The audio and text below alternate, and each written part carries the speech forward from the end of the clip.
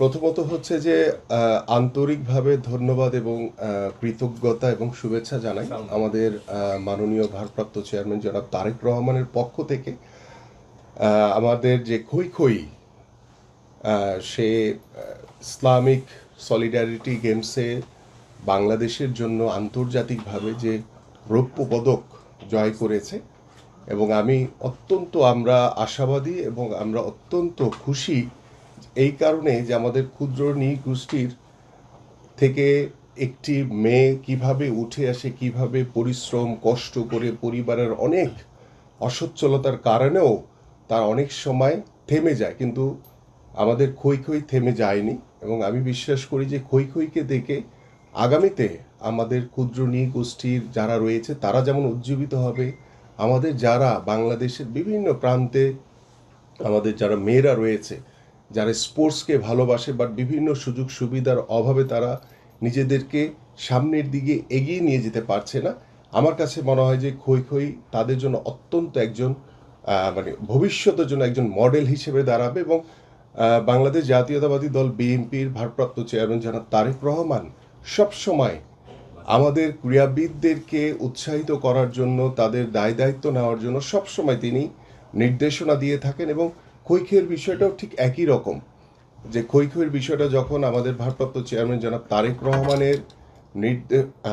তারেক রহমান যখন তার দৃষ্টিতে এসছে, এবং তখন খই খইয়ের বিষয়টা তার নজরে আসার পরে তিনি তাৎক্ষণিকভাবে যে নির্দেশনা দিয়েছেন যে আমরা খই খইয়ের পাশে দাঁড়াবো, এবং মাননীয় ভারপ্রাপ্ত চেয়ারম্যান জনাব তারেক রহমান ইতিমধ্যে খই খইয়ের সকল দায় দায়িত্ব তিনি গ্রহণ করেছেন।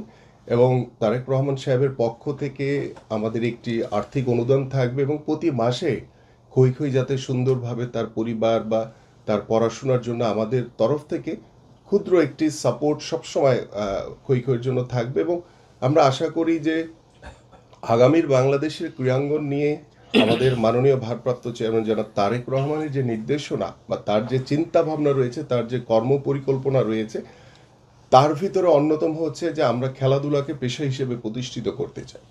পাশাপাশি আমাদের চতুর্থ শ্রেণী থেকে জাতীয় শিক্ষাক্রমে আমরা খেলাধুলাকে বাধ্যতামূলক করতে চাই।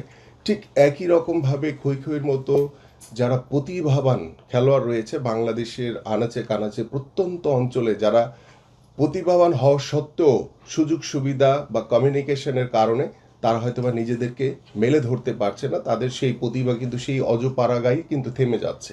আমরা সেই কারণে নতুন করে স্পোর্টস নামে আগামীতে যদি ইনশাআল্লাহ বাংলাদেশ জাতীয়তাবাদী দল ফেব্রুয়ারির যে ত্রয়োদশ জাতীয় সংসদ নির্বাচন হবে, সেই নির্বাচনে যদি আমরা নির্বাচিত হতে পারি, সরকার গঠন করতে পারি, আমরা এই নতুন করে স্পোর্টসের মাধ্যমে বাংলাদেশের তৃণমূলে থাকা প্রত্যন্ত অঞ্চলে থাকা সকল প্রতিভাবান খেলোয়াড়দেরকে অন্বেষণ করে আমরা সরকারিভাবে তাদের পড়াশোনা এবং খেলাধুলার সকল দায় দায়িত্ব সরকার বহন করবে। এইভাবে আমরা একটি কর্ম পরিকল্পনা নিয়েছি।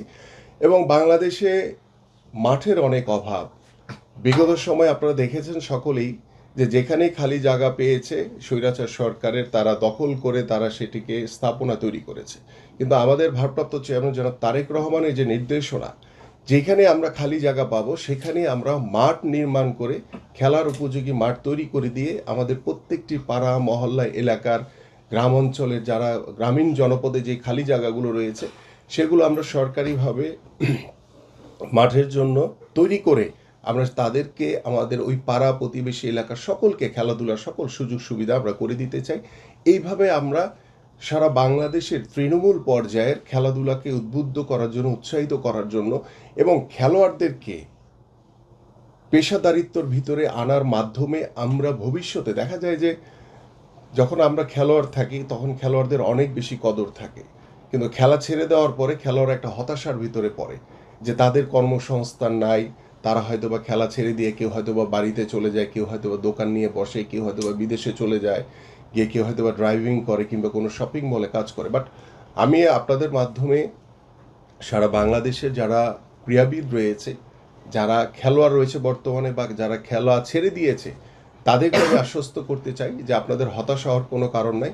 ইনশাআল্লাহ আল্লাহ পাক যদি বাংলাদেশ জাতীয়তাবাদী দল বিএনপিকে আগামী নির্বাচনে নির্বাচিত করে সরকার গঠন করতে পারি আমরা ইনশাআল্লাহ, আমরা খেলা ছেড়ে দেওয়ার পরে প্রত্যেকটি খেলোয়াড়ের জন্য কর্মসংস্থানের সুব্যবস্থা করা হয়েছে। আমাদের সেই পরিকল্পনা রয়েছে যে আমরা যখন আপনি খেলবেন, খেলা ছেড়ে দেওয়ার পরে সরকারিভাবে যদি আপনার বয়স সীমা থাকে, আপনাকে সরকারি চাকরি হিসেবে ক্রীড়া শিক্ষক হিসেবে নিয়োগ দেওয়া হবে।